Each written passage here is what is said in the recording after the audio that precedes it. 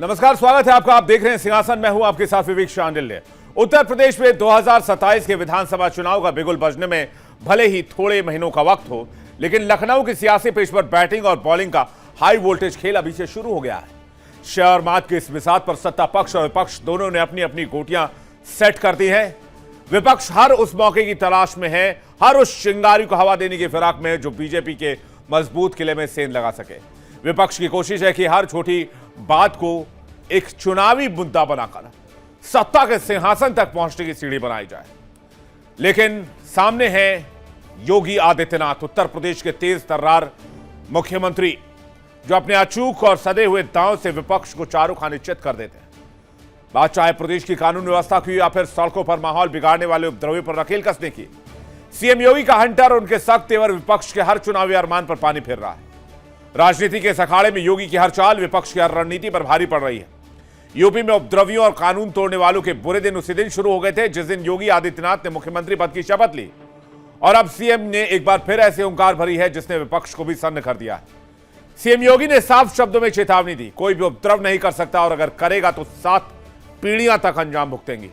तो आज सिंहासन में सबसे बड़ी बहस, सबसे बड़ा सवाल, क्या 27 के रण में योगी का लॉ एंड ऑर्डर वाला ब्रह्मास्त्र विपक्ष के सारे मुद्दों को भस्म करेगा?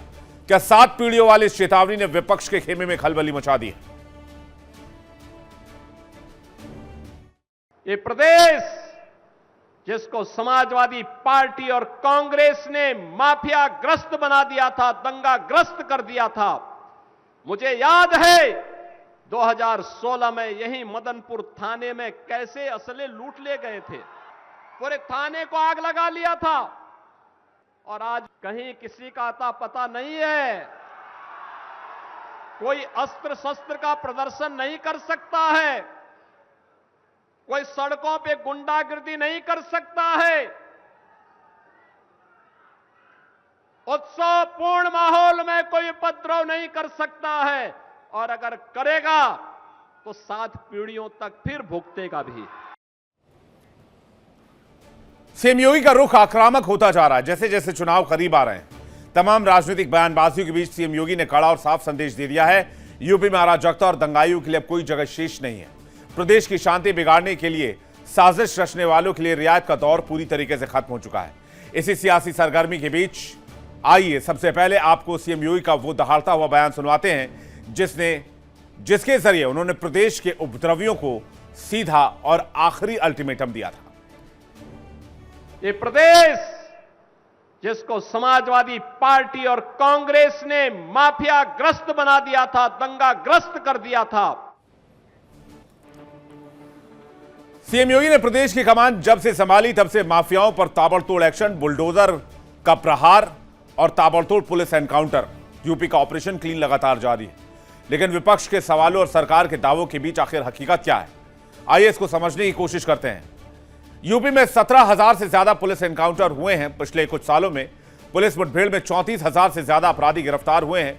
पुलिस कार्रवाई में 289 खूंखार अपराधी मारे गए हैं। 79,000 से ज्यादा अपराधियों पर गैंगस्टर एक्ट लगा है। माफियाओं की 4,000 करोड़ की अवैध संपत्ति जब्त हुई है। माफियाओं के कब्जे से 66,000 हेक्टेयर जमीन छुड़ाई गई है। 930 से ज्यादा खतरनाक अपराधियों को रासुका के तहत गिरफ्तार करके कार्रवाई की गई है। ऑपरेशन कन्विक्शन के तहत 6,000 अपराधियों को उम्रकैद की सजा दिलवाई गई है।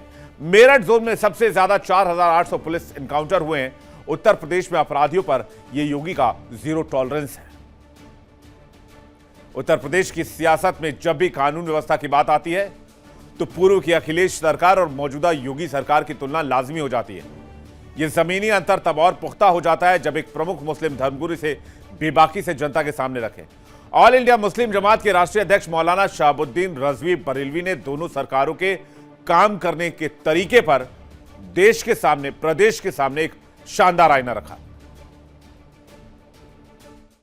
यह उत्तर प्रदेश के मुख्यमंत्री योगी आदित्यनाथ के कानून व्यवस्था को चुस्त और दुरुस्त करने का नतीजा हुआ। इस वजह से मैं उत्तर प्रदेश हुकूमत का और खास तौर पर उन पुलिसकर्मियों का और अधिकारियों का शुक्रिया अदा करना चाहता हूं जो 10 दिन पूरे वो खड़े रहे। और एक तल्ख हकीकत यह भी है कि अगर आज के दिन अखिलेश यादव मुख्यमंत्री होते तो 1 दर्जन से ज्यादा शहरों में फिरकावाराना फसादात हो चुके होते और कई शहर आग की लपेट में होते और जल रहे होते। तो शहाबुद्दीन रजवी बरेलवी कह रहे पहले की सरकार होती तो मुहर्रम में क्या हो गया होता, इसका अंदाजा नहीं लगाया जा सकता। बातचीत करने के लिए मेहमानों का एक बड़ा पैनल हमारे साथ जुड़ रहा है। अश्विनी शाही नेता बीजेपी हमारे साथ जुड़ रहे हैं, यश भारती प्रवक्ता समाजवादी पार्टी हमारे साथ जुड़ रहे हैं, सर्वेश पाठक वरिष्ठ पत्रकार हमारे साथ जुड़ रहे हैं और के शर्मा राजनीतिक विश्लेषक थोड़ी देर में हमारे साथ होंगे। सबसे पहला सवाल मेरा यश भारती जी आपसे, क्या आप रजवी बरेलवी जी के बयान से सहमत है? क्या आप उन आंकड़ों से सहमत है जो आंकड़े अभी सामने रखे गए? क्या आप योगी आदित्यनाथ जी जो कि उत्तर प्रदेश के सीएम है, उन्होंने कहा अपराध पर 0 टॉलरेंस है, उनके बयान से सहमत है? विवेक भाई, पहले तो ये मौलाना रिजवी बरेलवी जी जो लिखते हैं अपने नाम के साथ में, इनका बरेली से क्या लेना देना जो ये बरेलवी लिखते हैं? और इन पे अपने ही धार्मिक लोग तमाम बार आरोप लगा चुके हैं कि जो आदमी अपना नाम फर्जी लिखता हो, जो आदमी अपने बयानों से केवल सनसनी फैलाने का काम करता हो, वो किसी का क्या काम करेगा, किसी के क्या हित की बात करेगा, तो वो एक अलग विषय हो गया। दूसरा, आपके आंकड़ों पे आ जाए और योगी आदित्यनाथ जी के बयान पे आ जाए, जो भाषण दिया उन्होंने। आज उत्तर प्रदेश नहीं, देश नहीं, दुनिया का सबसे बड़ा संगठित अपराध हुआ है। प्रभु राम के चढ़ावे में, प्रभु राम के सामने, उनकी जन्मभूमि में, और यह संगठित अपराध किया है विश्व हिंदू परिषद ने, जो आरएसएस की एक यूनिट है। और आरएसएस वो है जो भारतीय जनता पार्टी को संचालित करता है, जहां अध्यक्ष के बाद सीधा एक अधिकारी भेज दिया जाता है संगठन महामंत्री के रूप में, जो भारतीय जनता पार्टी को चला। जो दिशा निर्देश आरएसएस से आते हैं उसमें भारतीय जनता पार्टी चलती है। तो इस संगठित अपराध में भारतीय जनता पार्टी खुद सम्मिलित है। ये कैसे समझ में आता है कि अगर एफआईआर हुई इस चढ़ावे की, पहले दिन क्यों नहीं हुई? एसआईटी के नाम पे देश को, दुनिया को गुमराह किया गया, तमाम आस्था और विश्वास के साथ खेल किया गया।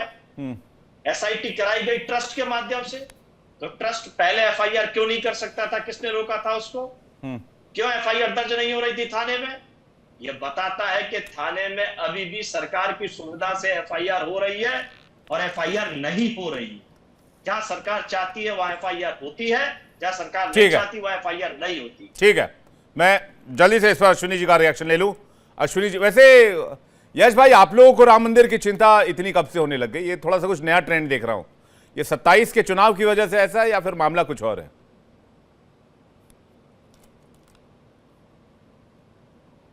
बात दूं? क्या कह रहे हैं आप? जो बात बोल रहे हैं उस बात का जवाब मैं अभी दूं या अश्विनी शाही जी के जवाब के बाद दूं? चलिए बाद में दीजिएगा, पहले अश्विनी जी से जान लेते हैं। अश्विनी जी क्या कह रहे हैं इस पर? अश्विनी जी।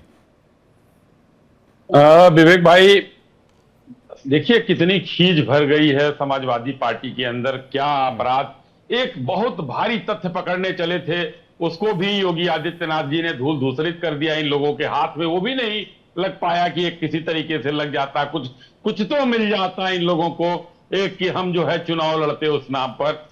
उत्तर प्रदेश के माननीय मुख्यमंत्री जी ने एसआईटी गठित किया। एसआईटी गठित करके अब जो अपराधी हैं, अपराधी पकड़े जा रहे हैं। हम लोगों ने या पूरे हिंदुस्तान में जो हिंदू सनातनी है, कोई ये नहीं कहने वाला था कि अगर चोरी हुई है तो कोई बचना चाहिए, चाहे मछली हो या मगरमच्छ हो, कोई बचने वाला नहीं है। मगर अब समाजवादी पार्टी बताएगी कि ये अपराधी हैं, इनको, ये निर्दोष हैं, इनको छोड़ो, तो भाई वो नहीं होने जा रहा है। एसआईटी के जो अधिकारी गए, उन्होंने अपनी रिपोर्ट दर्ज की, पुलिस को जो कार्यवाही करनी होगी वो कार्यवाही करेगी। मगर समाजवादी पार्टी के लोग जिस तरीके से बौखला गए कि ये अपराध हो रहा है, तो भाई अब आप लोग थोड़ा धैर्य रखिए ना। कोई, अभी भी मैं कह रहा हूं, माननीय मुख्यमंत्री जी ने कहा कोई भी सबूत हो आपके हाथ में एसआईटी को जाकर दीजिए। संजय सिंह बहुत चिल्ला रहे थे कई साल से, एसआईटी ने बुलाया, वो कागज लेकर गए। समाजवादी पार्टी भी चली जाए ना भाई।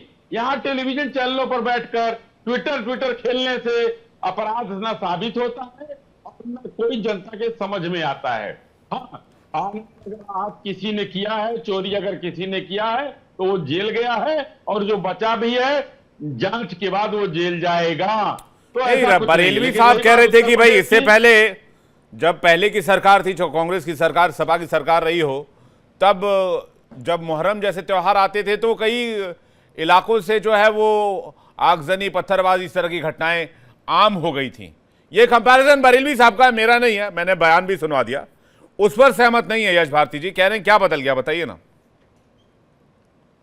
देखिए, आज किसी छत पर कोई पत्थर नहीं मिलता है विवेक भाई। हिम्मत नहीं है कोई पत्थर चला दे मस्जिद से बाहर निकल कर नहीं नमाज तो इसका पढ़ने क्या के मतलब है? बाद। छत पर पत्थर समाजवादी पार्टी वाले रखवा देते थे? एकदम रखवाते थे। इनकी सरकार में ये होता था। अगर मान लीजिए कि मुजफ्फरनगर के दंगे हुए, हाँ, यहां वहां ये लोग जाकर मुसलमानों को जो है बांट रहे थे पैसा 20 करोड़ से ऊपर का होकर के, सुप्रीम कोर्ट की डांट लगी है तब सबको मिला है, तो ये लोग तो साथ देते थे। अब इन संभव में इन लोगों ने आतताइयों को जाकर पैसे बांटे हैं 5-5 लाख रुपए, तो समाजवादी पार्टी और मुसलमान आतताइयों को साथ देती थी। संभल में 5-5 लाख रुपए दी, इसकी तो जांच करवानी चाहिए आपको बाकायदा। यश भारती जी जल्दी से आपका जवाब, फिर मैं के शर्मा और सरोज पाठक जी के पास जा रहा हूं। के शर्मा जी भी आ गए जी। यश भारती जी। विवेक भाई, दुनिया का सबसे बड़ा संगठित अपराध उत्तर प्रदेश में हुआ है, और मैंने बताया कि विश्व हिंदू परिषद, आरएसएस और वही बीजेपी के लोग हैं। ये जितने पकड़े जा रहे हैं, कहीं कोई और नहीं है। और बचाने का काम किया हुआ, एसआईटी गठित कर दी। एसआईटी ने रिपोर्ट किसको दी? वही ट्रस्ट जिसके संरक्षण में चोरी हो रही थी, उसी के आदमी को रिपोर्ट दे दी गई है। मतलब जो ट्रस्ट पे चोरी के आरोप है या जो चोरी नहीं रोक पा रहा था, उसी को दे दिया कि लो भैया तुम ही जांच कर लो। तो घूम फिर के सारा मामला जो आया है वो उसी के पास आ गया है। तो बचा कहां? किसको अपराध से बचाने की कोशिश की जा रही है? दूसरा बड़ा प्रश्न जी, इस सरकार से हमें उम्मीद इसीलिए नहीं है क्योंकि ये सत्ता में आके सबसे पहले खुद पे लगे हुए मुकदमे हटवाने का काम किए हैं। चाहे उप मुख्यमंत्री के ऊपर फर्जी रसीद छपवा करके चंदा चोरी करने का आरोप हो, चाहे मुख्यमंत्री के ऊपर तमाम सौहार्द बिगाड़ने के आरोप हो, और जो बरेलवी जी की आप बात कर रहे रिजवी मौलाना, और यहां तक तो वो अखिलेश जी की कोठी भी धुलवा दी थी। बताइए ऐसा कोई करता है क्या? सुनिए बड़े जो रिजवान बरेलवी जी कह रहे हैं, आंकड़ों की बातें कर रहे हैं, भाई दंगाई तो खुद सत्ता में आ गए ना।